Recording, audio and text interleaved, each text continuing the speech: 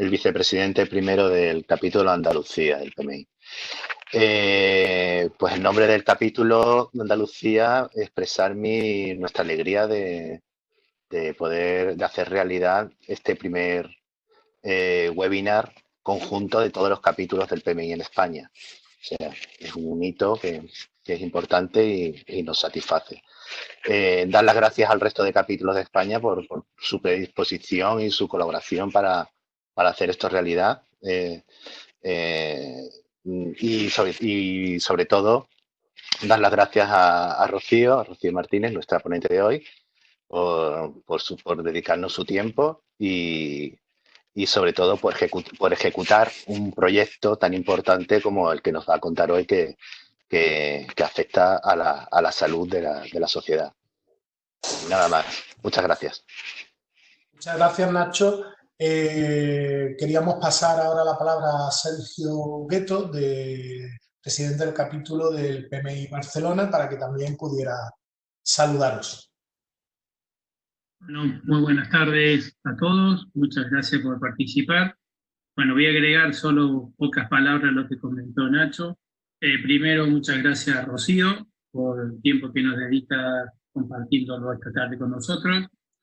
Luego, resaltar este trabajo que estamos haciendo entre todos los chapters en forma conjunta, que demuestra un poco que el PMI en España camina todo en una misma dirección. Y fundamentalmente un agradecimiento a todos los voluntarios anónimos que con su esfuerzo hacen posible que este tipo de actividades se puedan realizar. Muchas gracias. Muchas gracias, Sergio. Ahora queríamos que nos saludara Nieves del capítulo de Galicia. Buenas tardes, Nieves. Hola, hola, buenas tardes. No sé si me veis, yo no me veo por ahí en las pantallitas, pero bueno, hacerme una señal si me veis. Ok, perfecto. Bueno, buenas tardes a todos. Agradecer a todos los capítulos realmente por haber organizado este evento, de forma especial al capítulo de Andalucía, por tener esta iniciativa. Muchísimas gracias a la ponente, a Rocío que va a tratarnos un tema tan vigente, ¿no? Y tan interesante para todos los que estamos por aquí, ¿vale? Yo soy Nieve Hernández, la secretaria del capítulo de Galicia. Hoy estoy, bueno, representando a este pequeño capítulo, porque es pequeño, pero fuerte. Estamos empezando recientemente y llevamos apenas 2 años. Empezamos el año 2018 y bueno, ahora pues eso, vamos a ir retomando iniciativas. Tenemos nuestra página web para que también invito a todos los asociados, a los que están ya en el capítulo y a los que no están, a animarse, a unirse a estos eventos, ¿vale? Muchísimas gracias a todos y por mi parte no tengo mucho más que contaros por ahora. Muy bien, muchas gracias, Nieves. Paso la palabra a Susana Moreno, presidenta del capítulo del PMI, del capítulo Madrid del PMI. Bueno, pues buenas tardes a todos los asistentes, especialmente, bueno, por lo que me toca por mi parte, a todos los asistentes que acuden desde Madrid, desde nuestras branches y desde los capítulos aliados y en general aquellos que os hayáis unido a través de nuestra página web y en general a todos los asistentes. No sé si muchos leísteis la noticia cuando se hizo público este proyecto, yo sí, me pareció impresionante.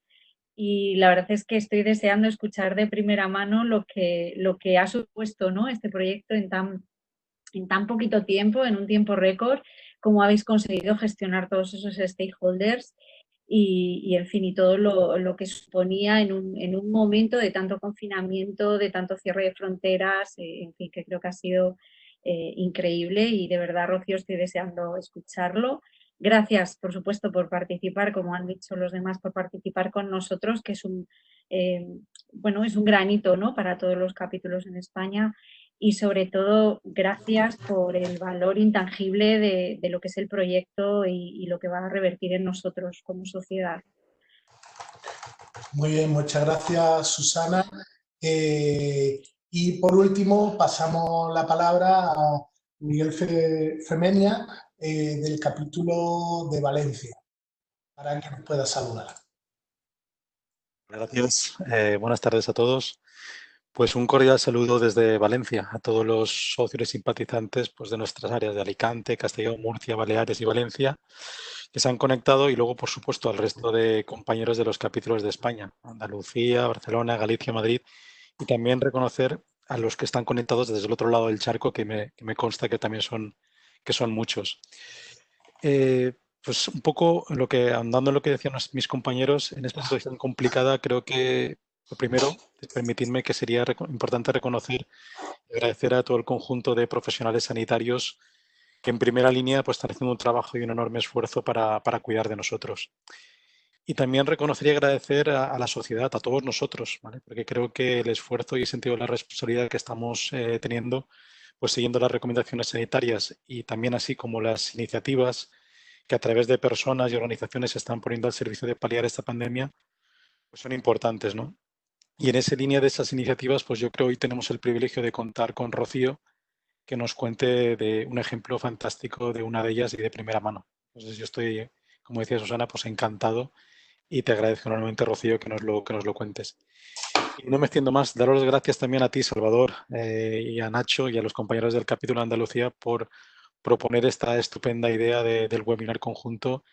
Y nada más, agradecer a todos los que están conectados y nos iremos escuchando al final con la parte de preguntas. Todo tuyo, Salvador. Muy bien. Muchas gracias, Miguel. Bueno, ya lo que toca es dar paso a Rocío. Si acaso comentaros el por qué y cómo surgió la iniciativa. Se hizo viral una noticia justo en el momento más crudo de la pandemia en España, según la cual un grupo de amigos, de promotores, de emprendedores, de directores de proyectos, en el momento más álgido de la pandemia, pusieron sus talentos en coordinación para sacar una iniciativa que seguro, a priori, parecía casi un sueño, pero que finalmente fue realidad y aún hoy están los robots que salieron de esa iniciativa de directores de proyectos, de ese grupo de 5 amigos, se están implantando en distintos hospitales de España. Empezaron en 5 y ya se están implantando en otros hospitales con capacidad para hacer 70.000 PCRs, análisis de PCR semanales. Nos parecía interesantísimo ver el esfuerzo, la iniciativa, la experiencia que había detrás de esa iniciativa lanzada por 5 personas, a la que se fueron uniendo cada vez más stakeholders claves que hicieron que el proyecto tuviera una repercusión nacional. Dentro de ese grupo de promotores estaba Rocío. Quiero agradecerle enormemente la disponibilidad para hacernos la presentación. Simplemente fue necesario mandarle un mail y decirle, oye, los directores de proyectos en España nos gustaría conocer vuestra iniciativa, vuestro proyecto, vuestro impulso. Y enseguida nos dijo que sí, que estaba dispuesta. Rocío es una joven, como veréis ahora, investigadora, pero con una amplia trayectoria ya en el campo de la investigación de la microbiología, especialmente centrada en el tema de asma, en la lucha contra el asma, pero que ahora todo su potencial pues, está dirigido al COVID-19. Ella trabaja en el King's College de Londres, ha sido investigadora del CSIC, luego estuvo como investigadora en Estados Unidos y actualmente radica allí. Y hoy, entre otras, además de explicarnos la iniciativa y la lucha que se está teniendo contra el COVID-19, nos va a explicar la experiencia de cómo conseguir aunar actores para que una idea de proyecto lanzada entre 5 personas llegue a ser un gran proyecto viral de muchas organizaciones, de muchas empresas y yo casi diría que de un país. Indicaros simplemente que al final tendremos una rueda de preguntas, de debates. Os invito a que le mandéis un mensaje privado a cualquiera de los paneles del capítulo al que pertenecéis para que así ellos vayan juntando las preguntas y luego nos la puedan expresar, ¿vale? Al ser la primera vez que trabajamos todos los capítulos juntos, pues queremos la máxima participación y que todos puedan estar desde su idiosincrasia trabajando juntos. Y recordaros que al final de la ponencia daremos el código para el PDU y además tendremos una sala para un networking virtual en Slack que en varias ocasiones la iremos poniendo en el chat para que podáis tanto disfrutar del código PDU como del networking virtual. Sin más, Rocío, invitarte a que compartas la presentación, ya la tienes, que también compartas tu vídeo para que te podamos conocer y ya es tu turno. Muchas gracias a todos y a todas. ¿Me oís? ¿Me oís bien? Sí, te oímos. Vale, perfecto. Bueno, lo primero, muchísimas gracias por la presentación tan bonita y muchísimas gracias por acogerme. Hablo en nombre de todo el equipo, realmente. Muchísimas gracias por acogernos en vuestro foro y bueno, hacer este webinar para que podamos presentar la iniciativa que efectivamente sale de la sociedad civil en conjunto con muchas personas. Y por eso quería empezar diciendo, aparte de agradeceros muchísimo esta oportunidad, quería decir que yo soy una parte de la maquinaria, ¿vale? Pero la maquinaria tiene muchos engranajes y hay muchísimos voluntarios y bueno, pues como veréis a través de la presentación, espero que eso quede muy claro. Y bueno, y sin más voy a empezar y espero que os guste la presentación. Cuando me pedisteis, cuando Salvador se puso en contacto, cuando me pedisteis hablar, yo estoy acostumbrada siempre a dar charlas en un foro de científicos y yo siempre empiezo a explicar mi investigación siempre poniendo esta diapositiva de una célula. Las células, como trabajan, es un flujo de información y es información genética. Y las células lo hacen muy bien. Este flujo de información genética está compartimentalizado. Está compartimentalizado, esto quiere decir que hay distintos compartimentos dentro de la célula que tienen diferentes funciones. Entonces tenemos el núcleo en la célula, donde está el ADN, lo tengo ahí puesto todavía en inglés, perdonad, DNA. Aquí es donde almacenamos la información. Digamos que esto es lo que siempre se dice que nos hace ser lo que somos en biología, en términos biológicos. Pero cada gen puede dar lugar a muchos mRNAs, que son mensajeros de esta información. Y es una manera de expandir esta información genética. Y estas moléculas salen del núcleo y van al citoplasma de la célula. Y es aquí donde se unen a estas cosas que parecen un champiñón y es así como lo representamos siempre, que son ribosomas. Y es con ribosomas que yo trabajo en mi laboratorio.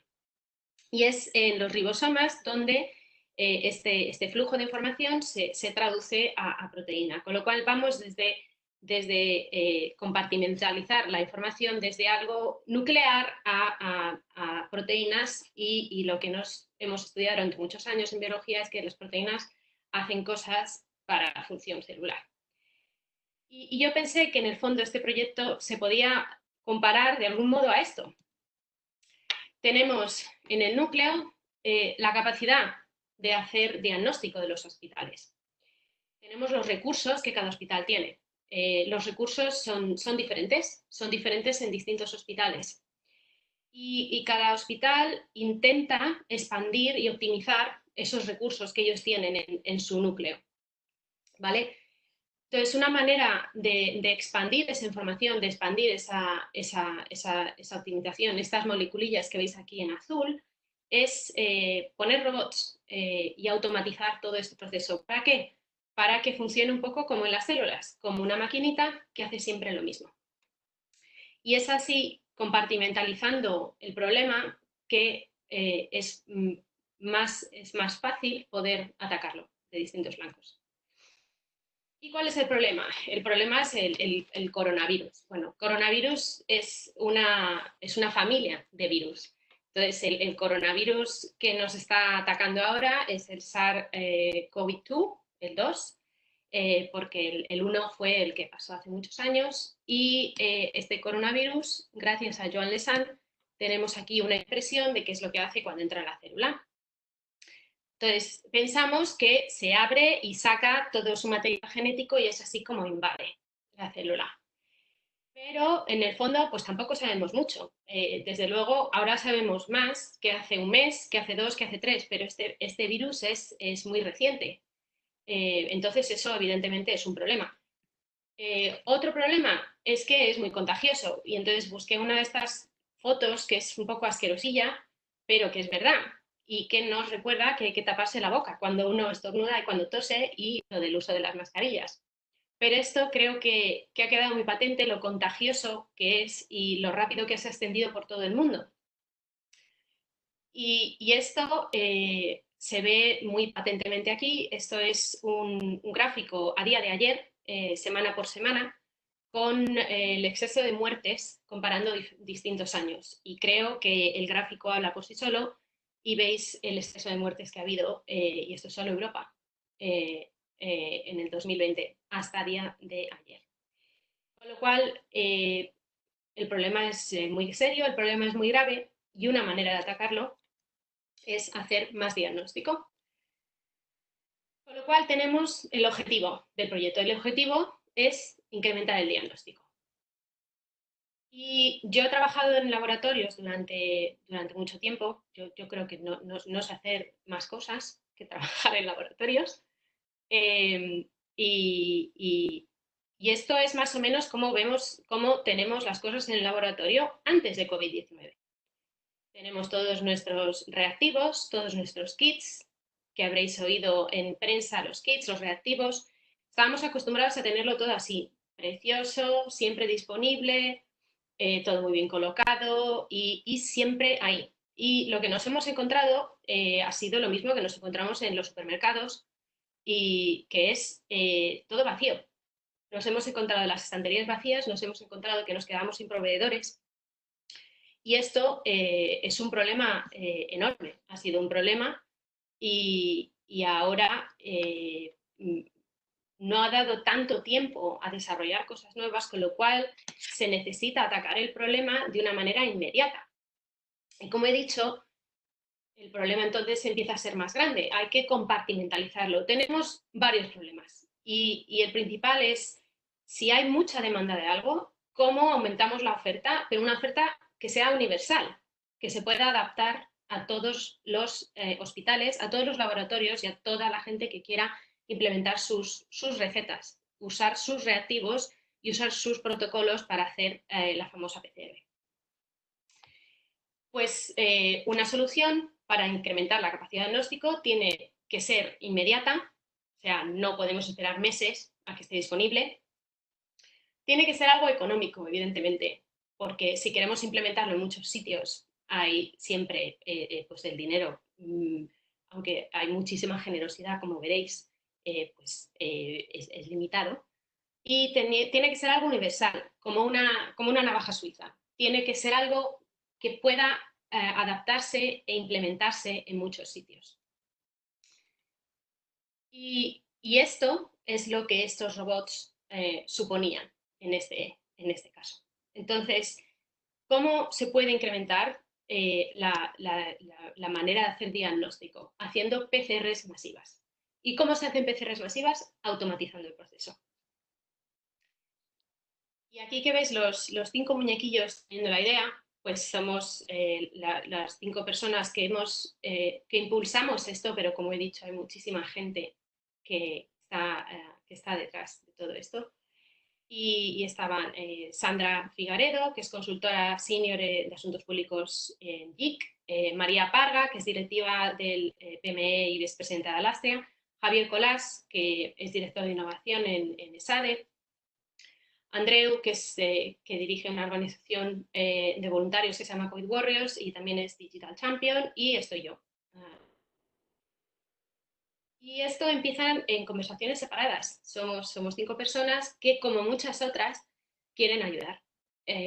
Y estaban, por un lado, Sandra, María y Javier hablando de cómo atajar la crisis, cómo hacer cosas e iniciativas para ayudar en España, con el tema, por ejemplo, de los EPIs, y surgió el tema de las PCRs. Y por otro lado, estábamos Andreu y yo, que somos amigos y nos conocemos de hace ya pues más de 2 años, y estábamos hablando de cómo hacer estas cosas. Y yo quería traer unos robots a mi laboratorio aquí en Londres.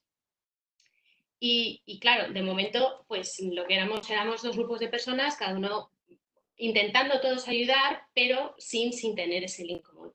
Y este link común surge, esta unión, por qué María y Andreu se conocen.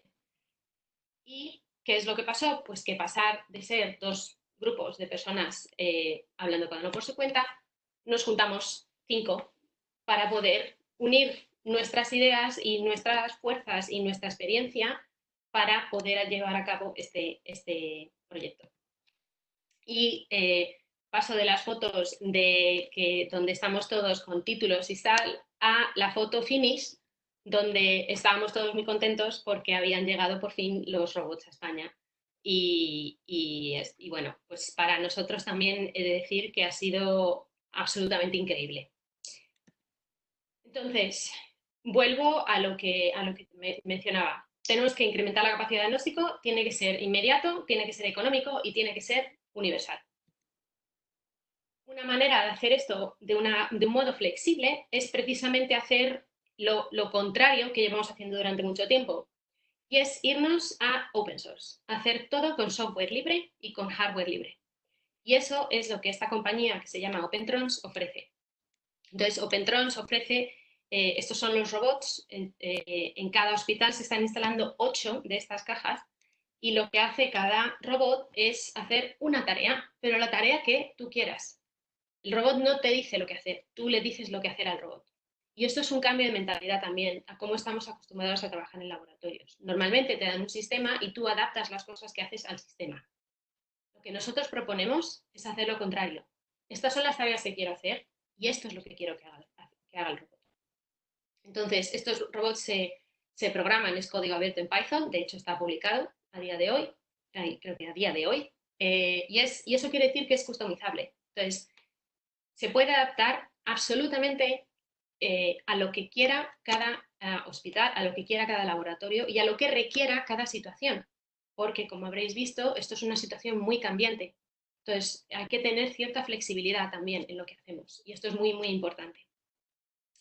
Y aquí tenemos varios reactivos que serían de varios colorines y, por lo tanto, no solamente hay que ser capaz de programar estas máquinas para hacer cualquier protocolo y usar cualquier reactivo, que también tienen que tener la capacidad de incorporar distintos reactivos según vayan cambiando las necesidades de la pandemia y según vayan llenándose esas estanterías vacías del supermercado con distintos reactivos o vayamos desarrollando distintos reactivos nosotros, que es la parte donde entramos sobre todo en investigación, que es a lo que yo me dedico. Y bueno, pues quería presentarlo como una especie, pues como un cronograma, pero un cronograma con un calendario.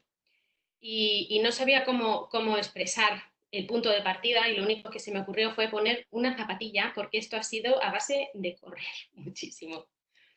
Y bueno, pues os voy a llevar más o menos bastante en detallado el viaje que hemos hecho entre todos desde que empezamos a hablar hasta que estos robots aterrizaron en Madrid.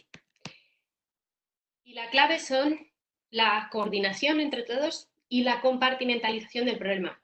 Si somos 5 personas y los 5 tenemos distinto background y distinta formación, lo que hemos tratado de hacer siempre es que cada uno ha puesto su pieza en el engranaje.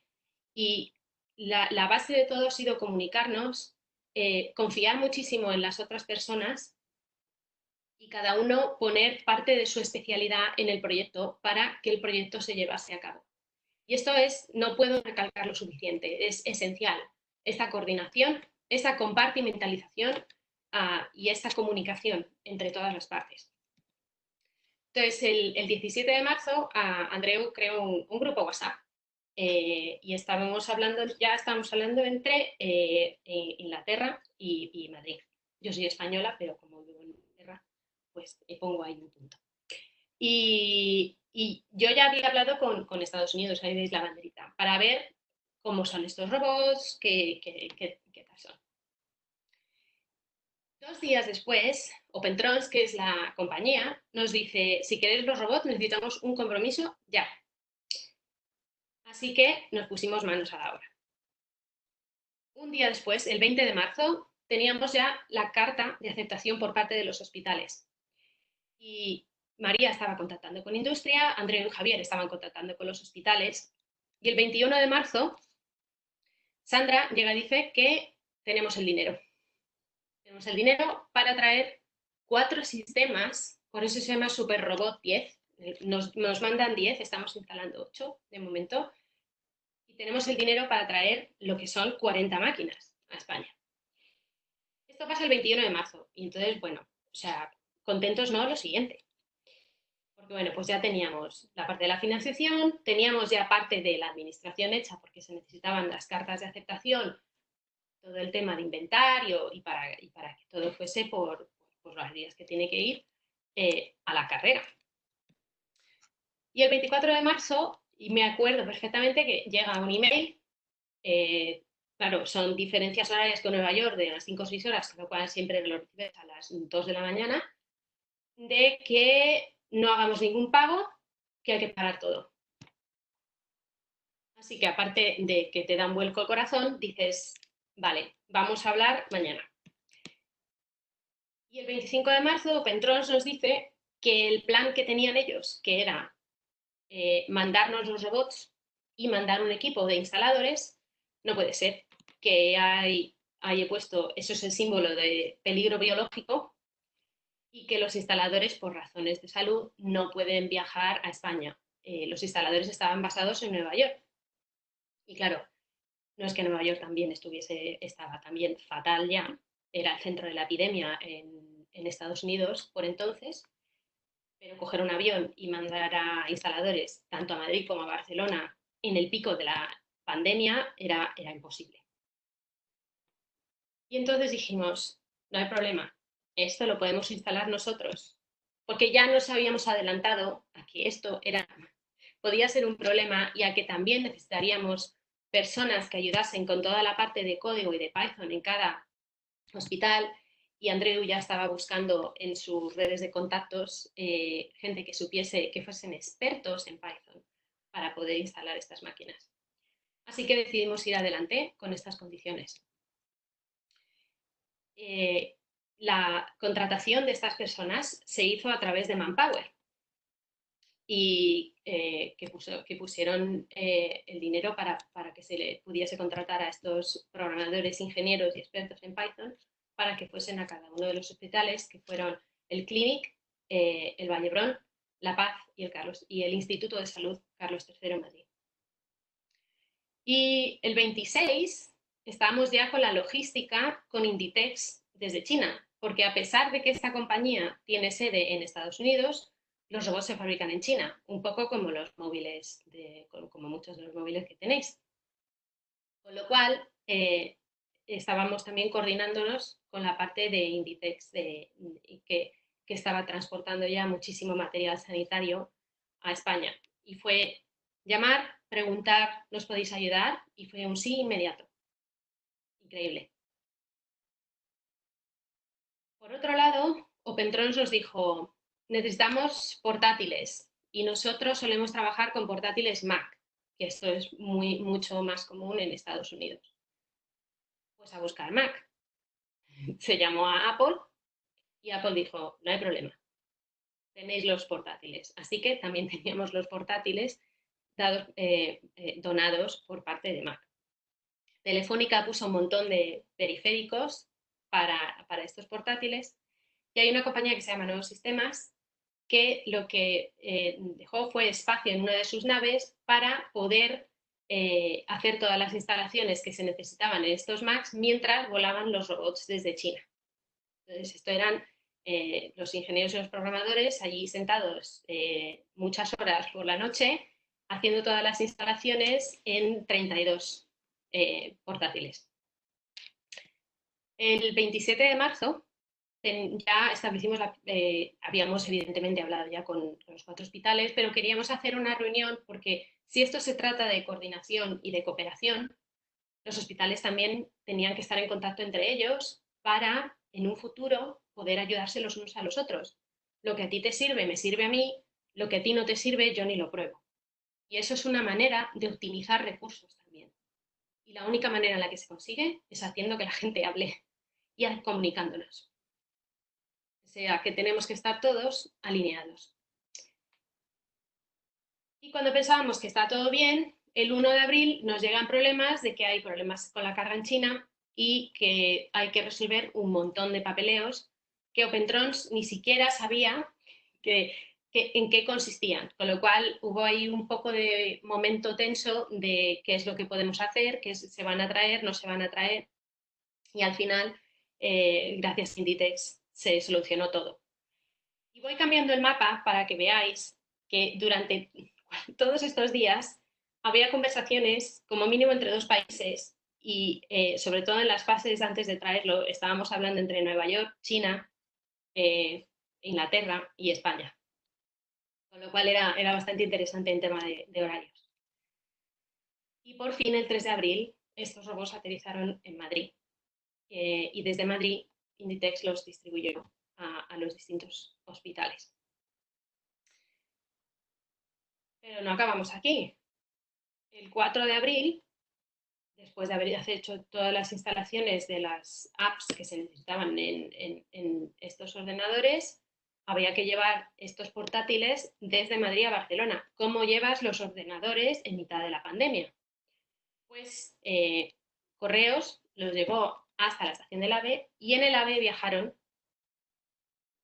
los portátiles hasta Barcelona, donde se recogieron y se pudieron llevar a los 2 hospitales. Y el 6 de abril se necesitan unas mesas en uno de los hospitales y evidentemente pues no era el momento de empezar a fabricar mesas y dijimos, IKEA, necesitamos unas cuantas mesas. IKEA nos donó las mesas. Así que esto, que lo he dicho probablemente un poco vertiginoso, fue tan vertiginoso para nosotros. Y en el fondo es una manera también quería resaltar que hay muchísima gente que tiene ganas de ayudar y que hay muchísima gente que nos ha ayudado. Y estamos muy, muy agradecidos. Así que uno consideraría que el objetivo está conseguido, pero todavía no estaba conseguido, porque aquí el objetivo era incrementar la capacidad diagnóstica y incrementar el número de PCRs. Nos quedaba todo el tema de la instalación. Y las instalaciones, esto es una foto de uno de los robots, esto es una pipeta, aquí veis el liquidito, todos estos plásticos. El cambio que esto supone es que las instalaciones se customizan para cada hospital. Hay que adaptarlas a cada hospital. No se instala una cosa que es igual en todos. Cada hospital tiene unas necesidades, cada hospital utiliza unos reactivos, unos ingredientes diferentes, con lo cual cada instalación hay que hacerla específica para cada sitio. Y por eso tenéis aquí una foto de distintos reactivos de distintos colores y esto es una foto de código. De hecho, esto es de mi laboratorio, para que veáis que se pueden cambiar muchísimas cosas. Pero en el fondo lo que esto supone es un cambio de mentalidad. porque lo que estamos muy acostumbrados en ciencia y también en laboratorios de diagnóstico es a tener una caja con unas formas como los juguetes de los niños, donde a ti te dan las formas, se encajan y se tienen que encajar perfectas. Y cada compañía te da una caja con sus formas. Esto es lo que suele ocurrir. Hay compañías que son más adaptables, eso también lo tengo que decir, ¿vale? Lo que nosotros proponíamos era jugar con plastilina. Entonces, dar todas las herramientas y moldearlo para hacer todas las figurillas que cada hospital requisiese y se necesitase. Con lo cual, no es solamente un cambio en cuanto a las cosas que se pueden hacer, es un cambio en la mentalidad de cómo diseñamos y de cómo pensamos en el proceso a lo que estamos acostumbrados. Estos son unas fotos de mi laboratorio porque tenemos un robot que de hecho nos han donado de otra universidad cuando supieron que estábamos usándolo para diagnóstico. Y esto es simplemente para que veáis que hay mucho cable y hay mucha cosa que hacer, que el diseño se empieza en un papel y es como muchas veces se ven mejor las cosas. Y os quería poner un pequeño vídeo para que supieseis qué es lo que hacen estos robots. A ver si... Y oiréis a la gente hablar de fondo, porque estaban muy... Y esto, cuando no tienes un robot, esto se hace a mano. Muchísimos hospitales tienen robots, son diferentes, y unos son más adaptables, otros son menos adaptables. Y otros sitios no tienen tanta capacidad de hacer cosas, porque esto, os puedo decir que es lo que llevo yo haciendo durante 15 años a mano. Y hacer esto 12, 14 horas al día requiere muchísima concentración y es imposible sostenerlo en el tiempo. Todos estos movimientos, todo esto, yo estoy acostumbrada a hacerlo a mano, ¿vale? Entonces, quería mostrar qué es lo que hacen estos robots. Y como veis, lo que permiten es automatizar, lo cual supone trabajar por la noche minimizando errores. Es imposible tener la misma capacidad de concentración por la mañana que por la noche, y si pensáis en hacer esto a mano, ya os podéis hacer una idea de lo costoso que es en cuanto a concentración. Reduce el tiempo que se necesita poner manos y todo lo que se automatiza en general también reduce errores. Pero muy importante, libera al personal para que haga otras tareas. Durante la pandemia los laboratorios se han visto absolutamente desbordados, no solamente por este número de muestras, sino porque tienen que atender muchísimos servicios. Entonces, ha sido un problema a muchísimos niveles. Y como he dicho, lo que era esencial es que son adaptables y que todos estos distintos números que veis aquí podéis poner distintas cosas. Cada robot funciona como una especie de Lego y se puede adaptar a las necesidades que se requieren en cada sitio. Y en estos 4 hospitales, en el Clínic, en La Paz, en el Instituto de Salud Carlos III en el Vallebrón, han sido semanas de trabajo de 4 profesionales que veis aquí: Ramón Martínez, Ernesto Sánchez Pano, Aitor Gastamiza y Alex Casulla, que han sido increíbles en hacer estas instalaciones y en dirigirlo. Y también muchas personas dedicadas en cada sitio a que estos robots funcionen, se programen y hagan exactamente las cosas como ellos quieren que hagan. Así que muchísimas gracias a todos. Con lo cual, nos gustaría decir, hemos conseguido nuestro objetivo de incrementar el diagnóstico empezando en una situación así, usando robots que se pueden adaptar y automatizar estos procesos para que podamos usar muchísimos reactivos que funcionarían como nuestra plastilina y con nuestros códigos. Y códigos que se pueden compartir y que de hecho se comparten para que puedan ayudar a muchísimos otros centros. Y esto es un proyecto en el fondo de absoluta cooperación entre no solamente nosotros 5 y el grupo de personas que nos rodea, sino entre todos los hospitales que pueden contribuir a lo que otros hospitales hacen. Con lo cual, realmente ha sido gracias a la cooperación, al diálogo y al altruismo de muchísima gente. Y también a mucho, mucho tiempo y mucha experiencia por parte de muchas personas que han contribuido a esto. Y también quería daros un par de notas breves en 2 otras maneras en las que podemos compartimentalizar este problema, que son cosas que estamos haciendo aquí en Londres. La parte de automatizar usando robots, espero que os haya convencido de que es una buena manera de resolver este problema tan grande y que es una parte esencial realmente para poder llevar a cabo nuestro objetivo, que es hacer más PCRs. Pero si veis, aquí hay otros 2 sitios donde podemos atacar el problema. Y uno de ellos es la expansión y optimización de los recursos que tenemos. Y eso, digamos que eso es algo que hacemos todos los días en la investigación. Estamos acostumbrados a hacer esto. Y eso es lo que empezamos a hacer en King's College London. Entonces, en King's College es una universidad enorme, hay 30.000 alumnos.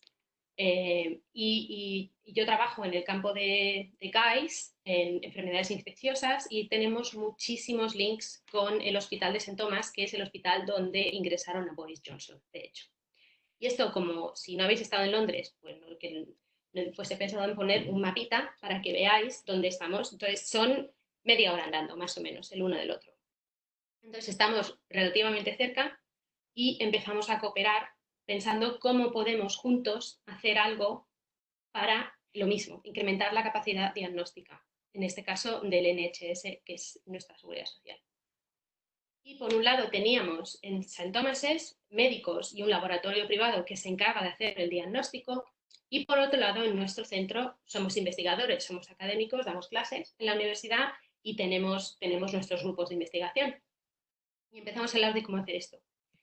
Y una de las soluciones que hemos hecho, que lo hemos publicado hace muy poquito, ha sido lo mismo, intentar expandir la capacidad de diagnóstico, pero aumentando la capacidad de combinatoria de los ingredientes que tenemos en el hospital. Y esto os he puesto simplemente una figura de nuestro artículo, en la que hemos incluido un paso por inactivación por calor, que lo que permite es inactivar el virus para que los técnicos de laboratorio, los que trabajamos en el laboratorio, no nos infectemos con estas muestras y se puedan procesar en muchos sitios donde no tienen unas condiciones de seguridad biológica que hay en sitios solamente muy grandes. Y luego también lo que hemos hecho es una cosa muy sencilla, ha sido mezclar diferentes compañías, mezclar diferentes ingredientes. ¿Por qué vas a ir siempre a comprar ingredientes al mismo supermercado cuando unos pimientos son pimientos siempre? Pues esto es un poco el mismo concepto. Hemos mezclado reactivos de distintas compañías y hemos comparado resultados, y hemos hecho todo esto de una manera sistemática y rigurosa, como hacemos en ciencia, con muestras clínicas. Y lo que nos ha permitido es ofrecer distintas y múltiples soluciones, un poco como el tema este de la plastilina, decir, mezcla esto, mezcla esto, mezcla esto, el resultado es exactamente el mismo. Y volviendo a la colaboración, teníamos un problema con la trazabilidad de muestras. Te llegan muchísimas muestras al laboratorio, ¿cómo haces para poder seguirlas? Esto es un tema que es muy, muy importante y que es un cuello de botella en muchísimos sitios. Y quería mencionar que a través de la cooperación estamos trabajando con el profesor Victoriano Giralt, que es el director de innovación de la Universidad de Málaga, que nos ha hecho una aplicación para el laboratorio. Y que cada vez que le pregunto que si podemos añadir algo a la aplicación, me dice sin problema, y lo tiene hecho 24 horas después. Es absolutamente increíble. Y esto es gracias a la cooperación, al altruismo y al diálogo entre personas. Y también quería tomar esta oportunidad, quería aprovechar esta oportunidad que estoy hablando con vosotros, porque creo que tenemos ahora delante una oportunidad durante estos meses de anticiparnos y prepararnos, porque aunque nadie quiera pensar que va a llegar, ¿puede llegar una segunda oleada? Puede llegar. ¿Lo sabemos? No lo sabemos. Pero lo que sí sabemos es que nos van a llegar virus estacionales y que a partir de otoño empezaremos con las gripes, con todos los catarros, con todas estas cosas. Entonces, aparte de tener que hacer PCRs a muchísima población ahora, y ahora los hospitales se van a empezar a abrir para hacer PCR, para para acoger a todos los pacientes que hay en listas de espera, que es una lista de espera enorme y hay que hacer muchísimas PCRs ahora, vamos a tener que hacer luego PCRs para turismo. Somos un país turista. Para empresas que quieren abrir, negocios que quieren abrir. Entonces, no solamente eso. Va a venir octubre y tenemos ahora una oportunidad de oro para prepararlos y para estar listos y para tener algo de innovación y crear más de estos reactivos, más de esta plastilina, digamos, que hay algunas compañías en España que se dedican, aparte de estos pasos que veis aquí, ¿vale? El azul y el verde, pero no hay muchas que hagan kits de extracción de ácidos nucleicos. Y esto es un cuello de botella enorme. Me gustaría aprovechar esta oportunidad para decir, preparémonos por si acaso. Y otra iniciativa, digamos, que iría más al núcleo del hospital, que es cómo incrementar la capacidad de los hospitales, cómo incrementar los recursos, y hablo de espacio. Y esto pueden ser hospitales, pero pueden ser muchísimas otras cosas. Pues ofreciendo laboratorios portátiles. Esto es una iniciativa que está liderada por OpenCell y Davide Davinovi en King's College London, y a mí me ha encantado, y creo que es algo que es portátil y que se puede instalar en cualquier sitio. Y os voy a mostrar un pequeño vídeo para que veáis el principio de lo que es un laboratorio portátil dentro de un contenedor de los que van en barcos, ¿vale? Llega el camión con nuestro contenedor, que está dividido en 3 sitios donde se hacen las distintas tareas. Está todo centralizado en este contenedor, al que solo hay que dar una fuente de alimentación y enchufar una manguera para el desagüe. Está amueblado completamente y, de hecho, tiene los robots que hemos instalado en los hospitales españoles. Y permiten, de nuevo, poder implementar distintos reactivos, tanto que tengamos ya como los que podamos desarrollar durante todo este tiempo.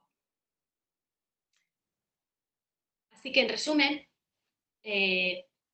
simplemente decir que espero haberos convencido de que, colaborando entre profesionales de distintos sectores, sociedad civil, empresa privada, universidades y centros de investigación y hospitales, se pueden conseguir objetivos, porque podemos compartimentalizar el problema, porque podemos atacar el problema de distintos sitios, porque cada uno trae una manera de ver la solución y aporta una parte muy importante en este puzzle enorme.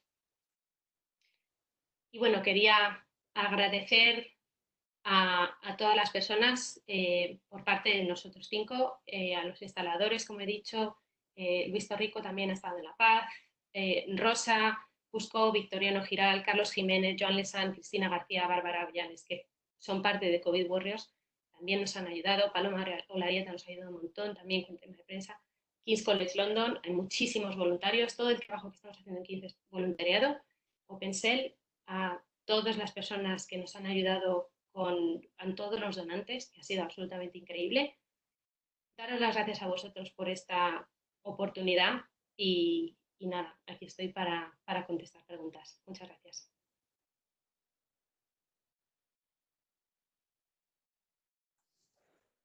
Bueno, muchas gracias por una presentación súper interesante, Rocío. Daros la enhorabuena a todo el equipo y darte la enhorabuena a ti por tu presentación. Indicaros que ahora pondremos en el chat también el código de las PDU, ¿vale? Para que también podáis asistir o registrar el código. Y bueno, y ahora invitaría a todos los panelistas o representantes de los capítulos a que pudieran poner en común las preguntas que les hayan llegado. Me consta que os han estado haciendo preguntas, yo tengo aquí unas cuantas apuntadas que también me las han hecho. Os animo a que podáis presentarlas y exponerlas. Creo que Susana de Madrid le había llegado varias preguntas. Susana. ¿Me oís? Sí, perfectamente, Susana. Vale, pues si queréis os traslado un par de preguntas, Rocío, que nos han preguntado como buenos project manager. Me pregunta Maricruz Bacete, ¿cuál puede ser el coste medio de uno de esos robots con esas características? ¿De uno solo o de la instalación entera? Entiendo que puede ser de la instalación, de lo que implica instalar uno de los robots, porque no es solo el robot en sí mismo, es todo lo que conlleva a nivel software. Bueno, lo bueno del software es que el software te lo creas tú. Entonces, no pagamos nada por el software. El software lo que implica es, si quieres, un contrato a una persona que haga una instalación para hacer esto, evidentemente, de una manera profesional. OpenTrons en su web, de hecho, OpenTrons manda poquísimos documentos PDF, lo tienen todo publicado, pero tienen todo publicado hasta el detalle de que tienen publicados los planos de los robots. Ellos le llaman el sistema de COVID-19 y este sistema vale $100.000. A esto hay que añadirle fungible y luego el hecho de que Inditex haya pagado transporte, realmente hemos intentado calcular esto, pero es que sinceramente no os puedo dar una estimación, pero una instalación entera con todos los periféricos, todos los ordenadores, todos los horarios, todas las historias y el fungible, porque hay que comprar algo de fungible, ¿no? Los plásticos estos, a lo mejor ronda entre los 130 a 150.000. Pero si me sigue preguntando, Maricruz, si los robots son de código abierto, ¿se podrían llegar a crear en España? Se podrían crear en España. Podrían llegar. Bueno, si os parece, yo sigo con preguntas desde Madrid. Tienen su licencia, creo, con OpenTrons y todo esto. Esto ya sería hablar de esto, pero sí, es todo abierto. Esa es la filosofía de la compañía. Jesús Subtil nos pregunta, internamente, entre todos, entre vuestro equipo, ¿existía algún líder que iba dando las indicaciones sobre quién gestionaba cada parte del proyecto o lo hacíais en reuniones de seguimiento? Teníamos reuniones de seguimiento. Teníamos bastante claro cuál era la parte de cada uno. Entonces, porque en cierta manera es parte de nuestra profesión. Entonces, cada uno tiene su especialidad y cada uno se dedicaba a hacer una parte del proyecto, digamos que no había una persona que tenía que tomar decisiones de algo, sino que lo mismo, como teníamos todos el objetivo en común, las reuniones que hacíamos era cómo llegamos al objetivo, pero no había alguien que dijese esto hay que hacerlo absolutamente así. Que ha sido, yo creo, ha sido de hecho lo que ha contribuido a que podamos trabajar los 5 juntos, porque cada uno venimos de un campo completamente diferente. Entonces, mucho del tema de los donantes, por ejemplo, lo ha hecho Sandra, claro, que ella tiene muchísimos contactos y muchísimo paleo con la administración. Javier tiene muchísima experiencia con todo el tema de gerencia de hospitales.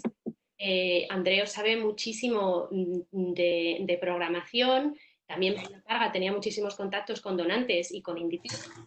Y bueno, yo traigo toda la parte de tecnología por parte del laboratorio. Entonces, cada uno teníamos nuestra pieza en el engranaje y la máquina funciona.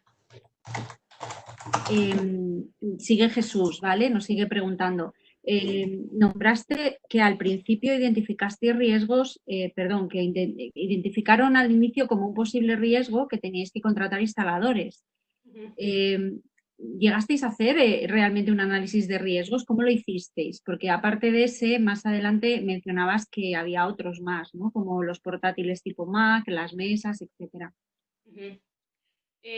Pues la verdad que no nos detuvimos a hacer un análisis de riesgos como tal, porque yo creo que esto ha funcionado a base de vamos a por ello y en vez de riesgos ha sido como una valla que había que saltar. Entonces, de entrada, cuando estos robots se dicen hay que programarlos en Python, ya de entrada sabes que vas a tener que tener alguien local que tenga un poco de esos conocimientos, con lo cual ya nos habíamos adelantado un poco a esa necesidad.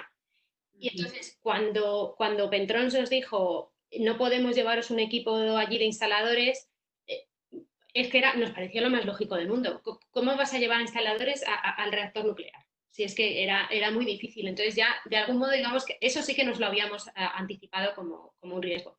Y luego los portátiles, pues el riesgo era encontrar donantes para los portátiles, porque si no, y estábamos convencidos, y si no hubiese salido de un sitio, saldrían de otro. Entonces, era un poco, más que riesgos, era solventar tareas. Y si había un problema, decir, esto lo solucionamos.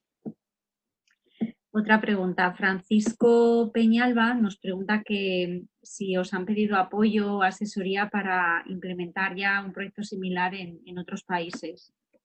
Sí. Sí, se han puesto en contacto algunos otros países cuando vieron la noticia. Y bueno, creo que acabo ya con Alejandro Lopardo. Nos pregunta que si hay planes de expansión, es decir, que si llegarán más a España. Llega más. De hecho, sí, estamos en ello.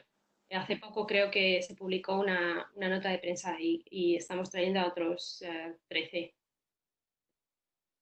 Bueno, creo que doy paso a algún otro capítulo, a más preguntas. Muy bien, si queréis otro capítulo, me parece que Nacho tenía alguna pregunta. Vale, sí, desde el capítulo Andalucía, Isabel Manzano preguntó que, claro, desde el punto de vista de gestión de proyectos, ¿qué herramientas, aplicación habéis utilizado para coordinaros, compartir información, etcétera? Muchísimo teléfono. Realmente, comunicación entre nosotros 5 ha sido a base de llamadas por teléfono. Y luego, realmente tampoco ha habido tantos documentos confidenciales porque no hay ninguna información de tipo sensitivo en plan de pacientes o historias de estas. Entonces, pues las facturas se hacen por email, o sea, que esto ha sido todo mucha comunicación por teléfono y luego Pentrons trabaja en remoto. OpenTrons lo que hizo, su propuesta fue nos mandamos al equipo, pero os podemos ayudar en remoto y eso también se puede ayudar en remoto a través de Slack diciendo, bueno, pues cambia esto, cambia lo otro o tal. Entonces, es como lo hemos ido haciendo. Ya cuando tienes más hospitales y otra situación ahora, que ya no es el pico absoluto de la pandemia, donde lo que se requería era rapidez de respuesta y agilidad y a por ello, ya estamos implementando otros métodos. Muy bien. Elena Molina nos pregunta, dice, aún más interesante que el cronograma, que es espectacular, es creerse que los 5 podíais ser capaces de llevar a cabo el proyecto. ¿Cómo sabíais que podíais hacerlo realidad? ¿Con qué contabais para ello? Sonará muy naif, pero con ilusión y ganas, la verdad, porque nosotros, yo cuando se planteó todo esto y hablamos de los robots, a mí todavía me sigue pareciendo un poco así todo de película, ¿no? Y realmente yo creo que fue el no plantearnos que no iba a salir. O sea, esto suena como muy absurdo, pero no es la primera vez que he hecho, yo qué sé, yo como estoy acostumbrada en ciencia y en ciencia lo que estamos acostumbrados es al fracaso, pues nunca te paras a pensar esto no va a salir. Hacer las cosas pensando esto va a salir. Y entonces no hubo ni, yo creo que no tuvimos dudas así en un momento de es que esto no va a salir, sino cómo hacer para que esto salga. O sea, el ingrediente secreto, la ilusión. Y la convicción absoluta. O sea, esto de no tomar uno por respuesta. Muy bien. Luis Reyes pregunta, ¿crees que debería difundirse el Project Management dentro del campo de la investigación y desarrollo I+D? Pues sí, y en cierta manera lo hacemos.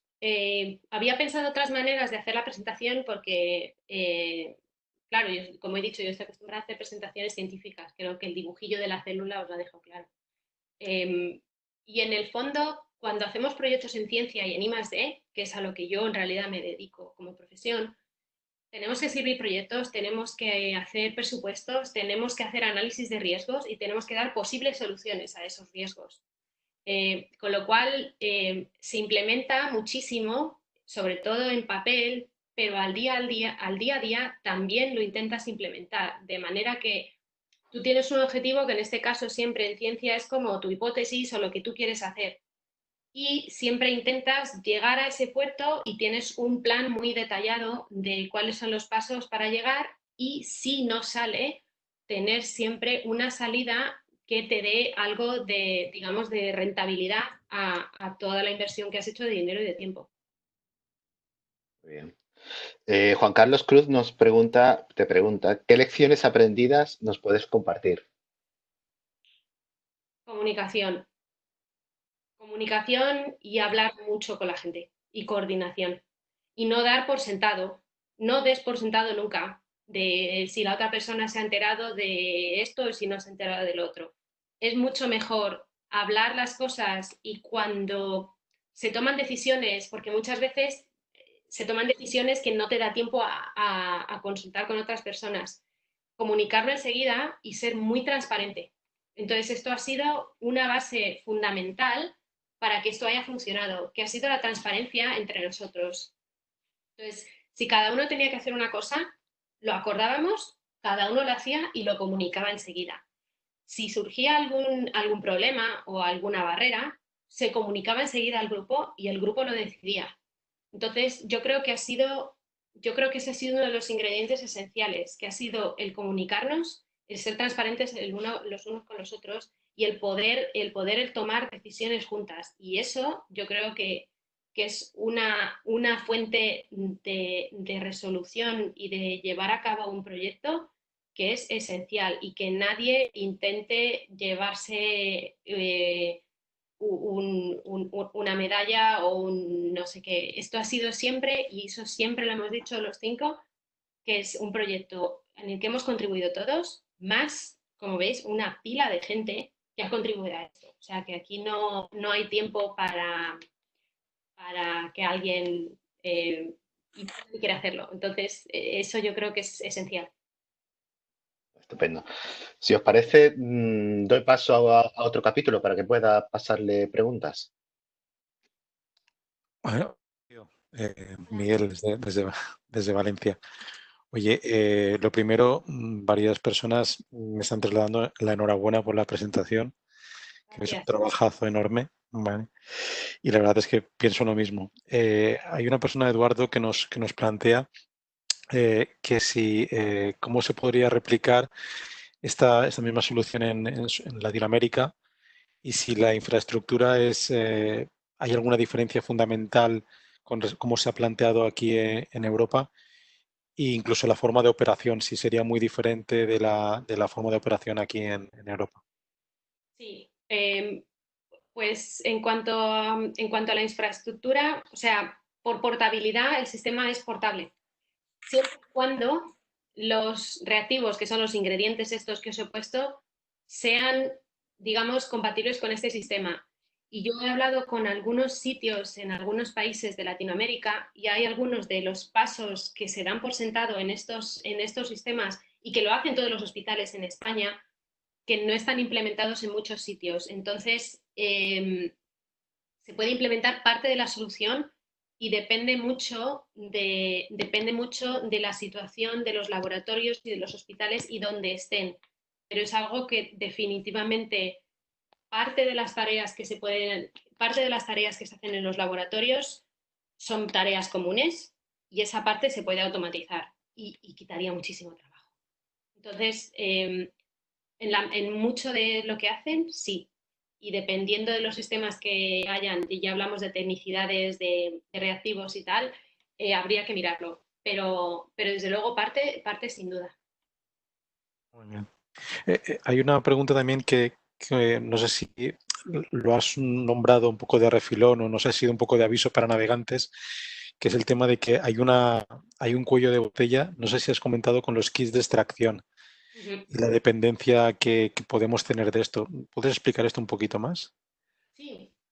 El procesado de las muestras, que yo siempre lo intento comparar como es cocinar, siempre digamos que es lo mismo. Me decías tú que eres el capítulo de Valencia de la paella. Pues esto siempre, aunque no, perfecto, la paella, genial. Cada uno lo hace un poco como quiere y luego en Valencia nos regañáis porque si le ponemos una cosa o le ponemos otra. Pero al final nosotros lo llamamos paella, ¿no? Entonces, dependiendo de los ingredientes que tengas cada sitio, puedes adaptar estas cosas, pero digamos que el arroz es común. Te podrá gustar más de un tipo o de otro. Y el cuello de botella en los pasos de las muestras estas, si os acordáis de la primera diapositiva, que era la bolilla esta del virus, ¿vale? El primer paso es extraer las hebras estas que salían, el ARN, que es el material genético, que es lo que detectamos en estas muestras. Y esto es un cuello de botella muy importante porque hay muchos menos reactivos disponibles para hacer esto. Entonces, esto es algo en lo que creo que hay que invertir. Es que no hay otra manera. Y no es, y es una cuestión de I+D, de juntar también a empresas privadas y en un convenio con hospitales donde salen las muestras clínicas. Y es un poco lo que hemos hecho en King's College. Hemos estado trabajando al margen de mezclar distintas compañías para dar más recetas. Hemos estado intentando también crear nuestros reactivos y sé que lo están haciendo en muchos otros sitios en el mundo y creo que es algo que se debería también, me encantaría que se impulsase en España porque es un cuello de botella enorme. Entonces, fue tal el cuello de botella que cuando empezamos aquí, claro, solo puedo hablar de aquí de compra de reactivos, y quisimos comprar uno de los reactivos que se usa muchísimo, teníamos una espera de un mes. ¿Cómo vas a esperar un mes para hacer esto? Dios mío, si es que eso es absurdo. Entonces, es un cuello de botella enorme y sería fantástico conseguir inversión en esto, porque no es tan difícil y lo hemos hecho mucho más difícil, básicamente dependiendo de unos cuantos proveedores.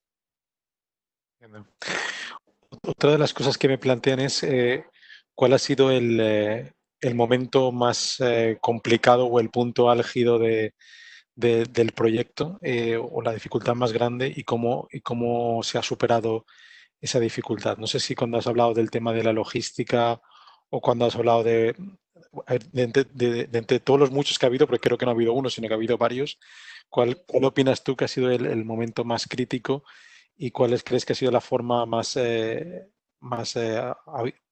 lógica de superarlo, la que ha tenido éxito para superarlo? Pues se me ocurre la logística, que hubo un momento en China que teníamos, por un lado, la gente de OpenTrons de China, la gente de Inditex estaba en China, nos estamos intentando comunicar desde Inglaterra y también desde España. Yo estaba viendo que estábamos viendo que no se comunicaban unos con los otros bien y no sé qué. Y era un problema en el fondo de comunicación, porque le faltaba a uno un formulario de no sé qué, el otro no entendía qué formulario y que no lo había hecho en su vida y es como, pues crea uno, pon uno, que es lo que necesitan. Entonces, y realmente lo que fue era una falta de comunicación y de entendimiento. Entonces, al final, esto ha sido mucho a base de escuchar a las personas y decir qué es lo que necesitas exactamente, ¿vale? Y entonces ir a por ello. Y eso ha sido lo que realmente ha hecho empujar y que ha tirado el proyecto para adelante. Por parte de traer los robots, se recibió una carta por parte del Instituto de Salud Carlos III aceptando los robots y el Instituto de Salud Carlos III. Todo el tema de importación, esto ha sido quizás mucho papeleo, pero en cuanto a problema fue mucho allí por la parte de China. Y cuando nos dijeron que no venían los ingenieros a instalar nada, nos quedamos un poco como, ya nos anticipábamos, pero nos quedamos un poco como, pues nada, más venga, a saltar un poco más alto. Muy bien. Pues nada, en principio por nuestra parte si hay más preguntas, enhorabuena, Rocío, por la ponencia y por el proyecto en sí. Gracias. Salvador, tuyo.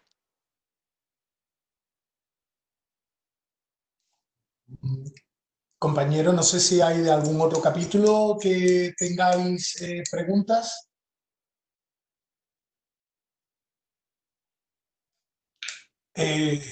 Quizá, Rocío, bueno, hacerte mención a que hay muchísima participación, muchísimo interés y ánimo de ver cómo los directores de proyectos, cómo la dirección de proyectos puede contribuir a cambiar las cosas, ¿vale?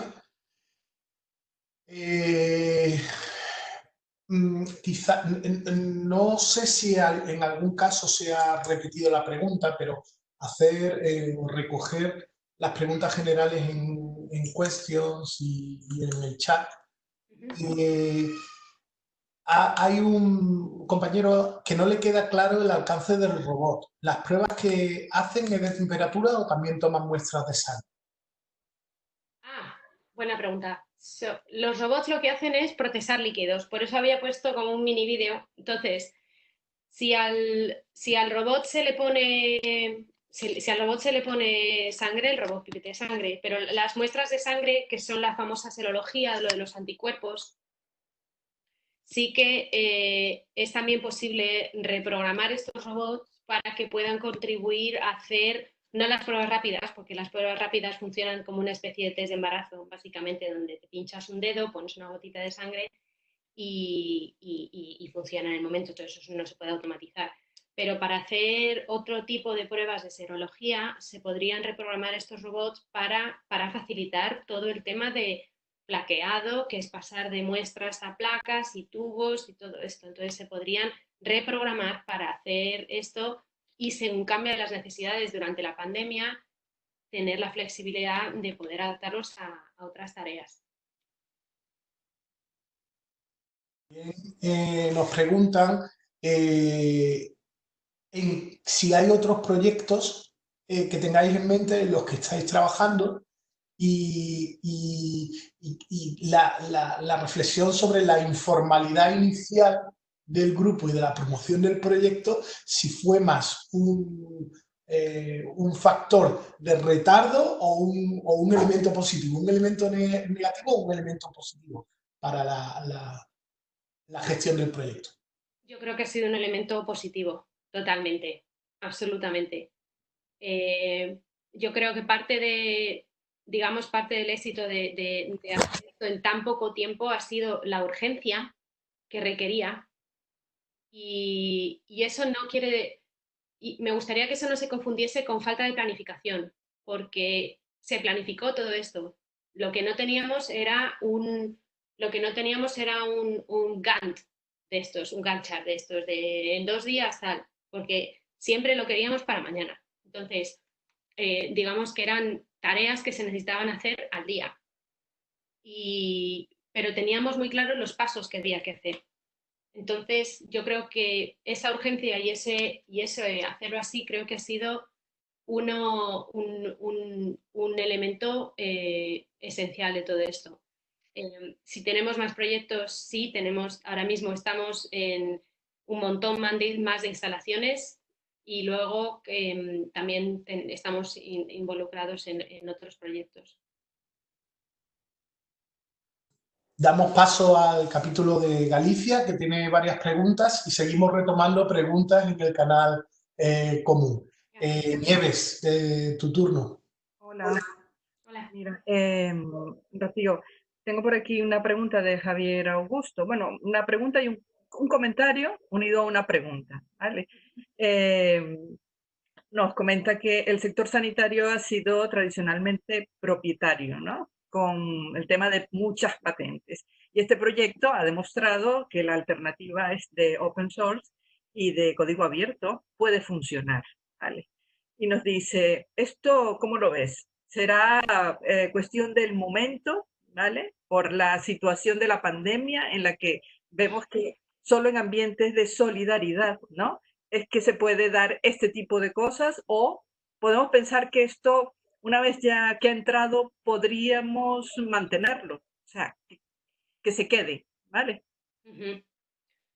Pues mi respuesta romántica de científica es, se puede.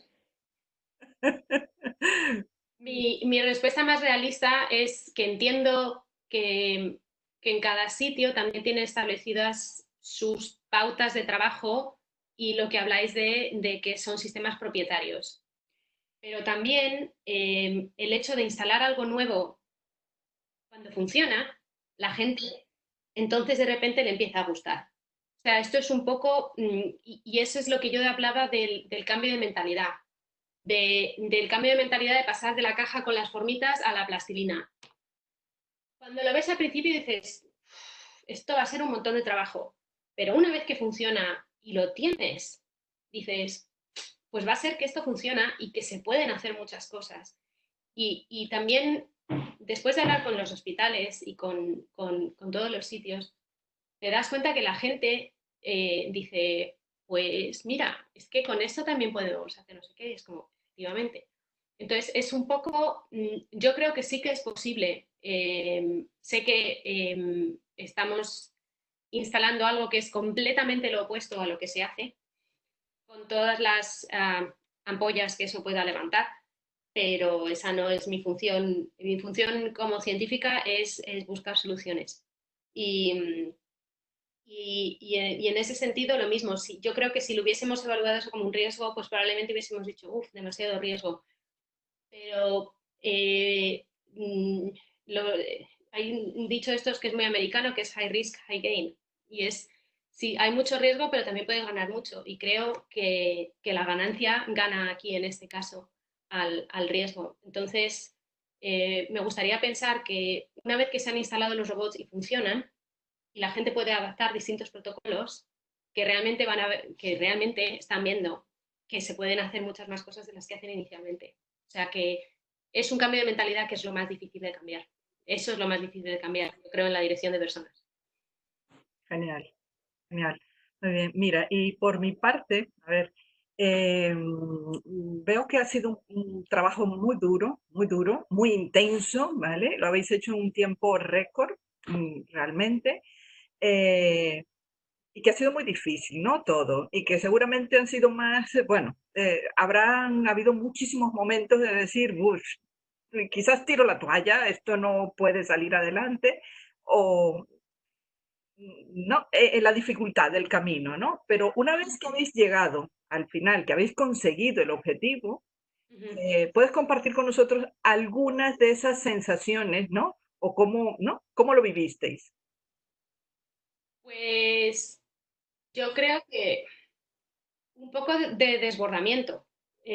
También he de decir que hemos tenido una respuesta, sobre todo al primer artículo que salió en el periódico del Confidencial, que fue absolutamente abrumadora y sobrecogedora.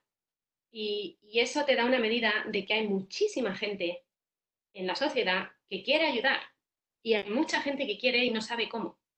Entonces, yo, como he dicho, yo soy optimista por naturaleza porque si no, no podría hacer lo que hago. Entonces, en vez de problemas, lo veíamos como parte del proceso. Sabíamos que no iba a ser fácil, pero era parte del proceso y era parte de lo que había que saltar. Más que pensar, tiramos la toalla. Yo creo que en ningún momento ninguno pensamos que no existía la toalla para tirarla. O sea, esto tenía que salir sí o sí. Entonces, era una manera de cómo planteamos para que salga. No, oye, nos echamos para atrás, estamos a tiempo. Genial, muy bien, impresionante. Y bueno, nada, transmitirte que hay muchísimos mensajes de agradecimiento, ¿vale? De la enhorabuena, ¿vale? De, bueno, primero por el proyecto en sí y por lo bien de tu presentación, ¿vale? Muchas gracias, muchas gracias. Por mi parte nada más.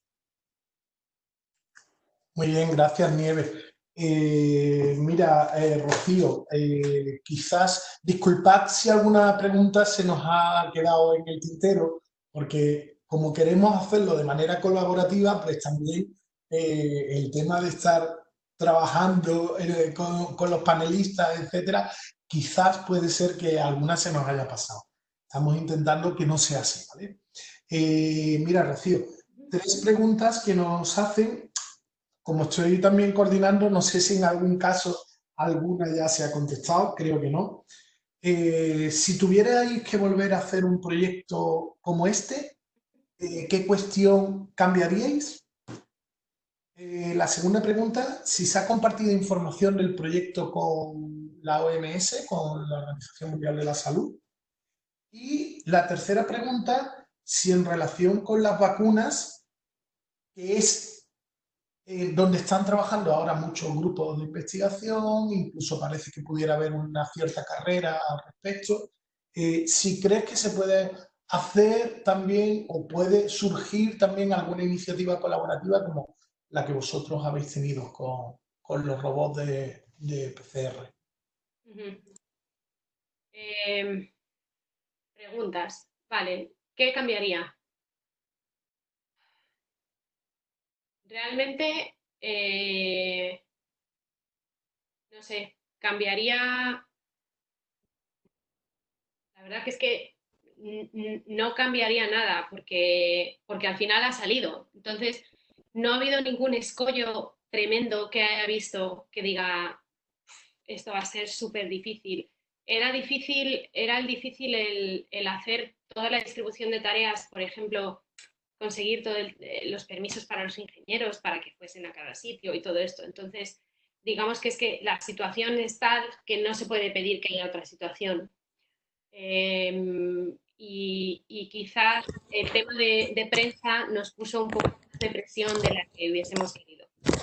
Pero bueno, eso sería algo que, pero también es entendible. Entonces, y por otro lado, también ha ayudado mucho y así estoy hablando con vosotros hoy. Con lo cual, yo realmente no cambiaría nada, sinceramente. Organización Mundial de la Salud, no, que yo sepa, no lo hemos compartido con ellos. Y la tercera, el tema de las vacunas.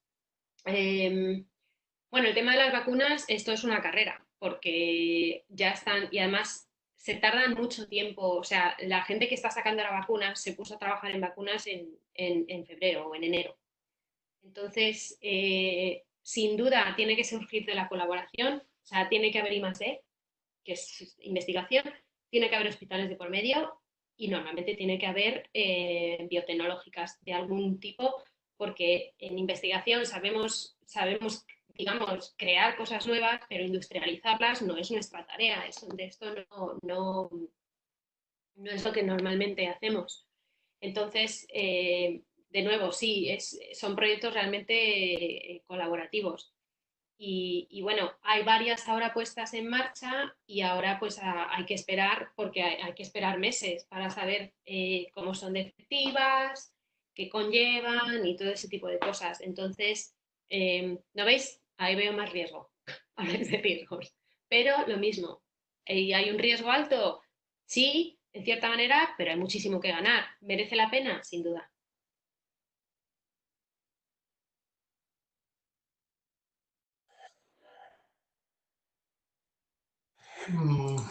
Vale, no sé si el capítulo Barcelona tiene alguna pregunta porque hemos tenido un pequeño problema con...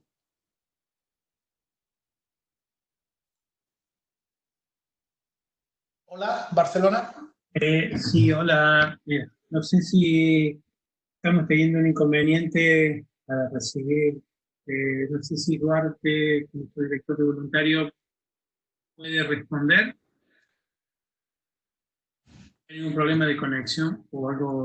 No, Sergio, el problema está con la persona o con el capítulo o con quien estaba de panelista. Pero si quieres puedes intervenir tú, porque en realidad... Duarte ha recibido las preguntas, no las ha recibido Duarte. Vale. Pues Duarte podría. Bueno, lo único ya que se me ocurre entonces en ese caso, Sergio, es que pueda intervenir luego en el networking, salvo que lo solucionemos. ¿Me escucha Barcelona? No, hay algún problema de conexión seguramente. o algo sucede que no... Vale. Bueno, son problemas del directo. Hemos tratado de hacerlo lo mejor posible. Yo no sé si hay alguna otra reflexión final. Os abro la posibilidad a cualquiera de vosotros a que la haga. Si no, pues concluiríamos la sesión y el webinar. Antes que termine, ¿puedo hacer una pregunta de forma personal? Uno de los temas que me llamó mucho la atención es que hablaron de la toma de decisión conjunta. ¿Nos puedes contar el secreto? Respeto. El secreto de tomar las decisiones. Interesante, qué bueno. Respeto y confianza. Si yo respeto y yo confío en mis compañeros, creo que van a hacer siempre lo mejor para el proyecto, no para ellos. Entonces, para mí, esa es la base. El respeto que tienes a las personas en las que depositas tu confianza y creo que forma parte, es el entramado esencial para trabajar con personas a todos los niveles, pero a nivel de dirección de proyectos creo que es absolutamente esencial y ver transparencia en las acciones de las personas. Y eso creo que nace desde el respeto y desde la comunicación.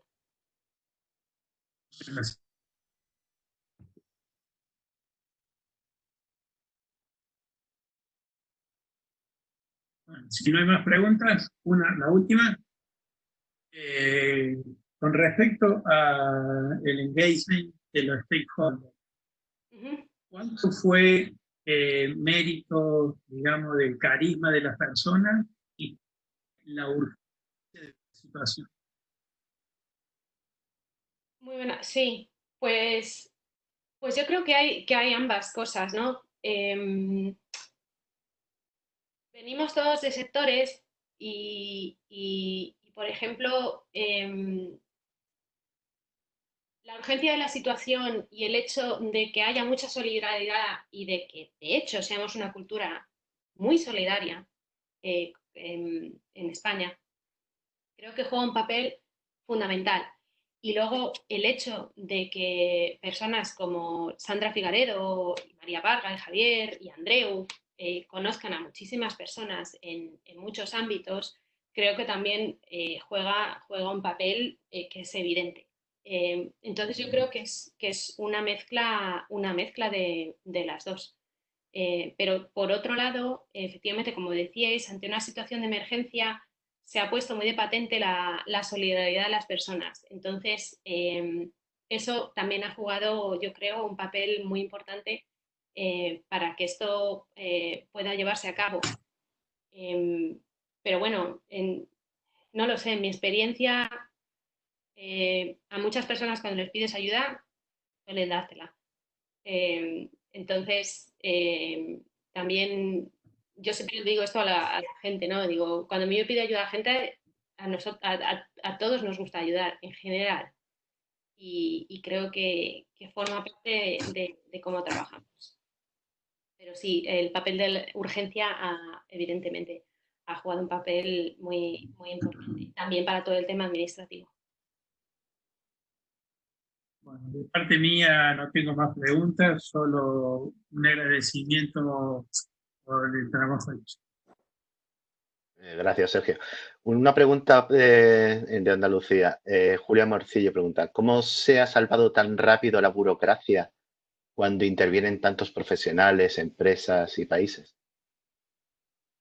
Pues esto, por el tema del estado de alarma, hay parte de esta burocracia que se ha podido hacer de manera más ágil.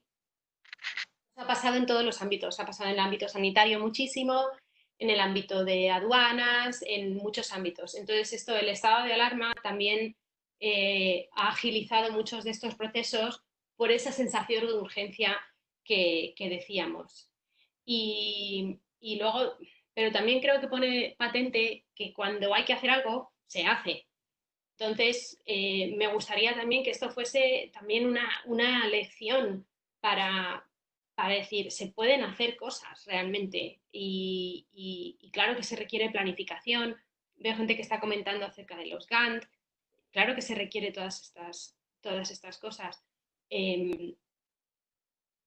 Cuando hay una situación de emergencia, de urgencia, digamos que no era algo que teníamos simplemente puesto en común entre todos. Y bueno, pues este ha sido el resultado. Muy bien, muchas gracias. Gracias. Muy bien, Rocío, pues yo creo que más o menos hemos concluido. Invitarte a que si quieres sumarte un rato al networking virtual que estamos teniendo en Slack, ahora te paso los datos, aunque lo hemos puesto por ahí en el chat. Yo me uno. Muy bien. Agradeceros a todos los asistentes, a todos los directores de proyecto, que ha habido en algún momento más de 300 directores de proyecto de toda España enganchados. Agradeceros vuestra participación y sobre todo agradecerte a ti, Rocío, tu disponibilidad, tu honradez y tu buena exposición. Estabas preocupada por el tema de que no sueles hacer presentaciones no científicas y te puedo decir que las redes y nuestros chats están echando humo, ¿vale? Felicitándote por la presentación. Muchas gracias. Muchas gracias porque con tu ejemplo nos animas a los directores de proyectos a poner nuestro poco o mucho talento a disposición de proyectos innovadores e interesantes. Así que agradecerte mucho tu disponibilidad y tu participación. Encantadísima, encantadísima, muchas gracias.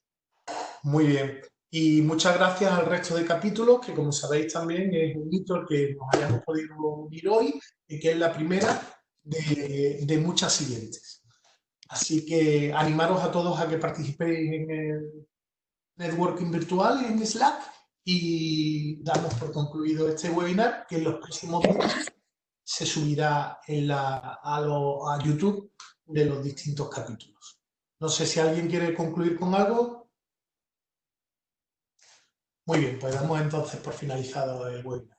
Muchas gracias, Rocío. Gracias, Salvador. Hasta la próxima. Gracias a todos. Muchísimas gracias. Gracias a todos. Gracias. Gracias, gracias, Rocío. A